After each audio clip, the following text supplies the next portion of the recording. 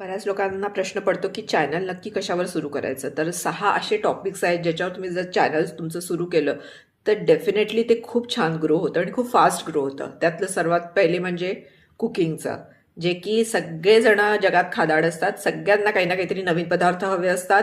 काहीतरी लवकर बनणारं, काहीतरी वेगळ्या टाईपचं सगळ्यांना ट्राय करायचं असतं. त्यामुळे cooking channel, gaming channel, young generation काय सगळ्यांनाच गेम्स सगळ्यांना आवडतात, त्यामुळे गेमिंग चॅनल्स पण भरपूर चालतात. देन थर्ड आहे तुमचे डेली व्लॉग्स जे तुम्ही बनवता ते ते पण लोकांना बघायला आवडतं, कारण ते खूप सुंदर असतात. काही काही तर इतके एंगेजिंग असतात ना की लोक लिटरली वाट बघत असतात की हां यांचं आज कधी यांचं कधी नवीन येणार व्हिडिओ. डेफिनेटली. देन फोर्थ आहे ते म्हणजे भक्तीचं चॅनल. इंडियामध्ये भक्तीचं चॅनल भरपूर प्रमाणावर चालतं. आणि नंतर फिफ्थ आहे ते म्हणजे जर तुम्हाला काही क्रिएटिव्ह, तुमच्यामध्ये काही क्रिएटिव्हिटी असेल, जर तुम्ही ते शिकवत असाल किंवा काही सांगत असाल तर. आणि नंतर म्हणजे एज्युकेशनल.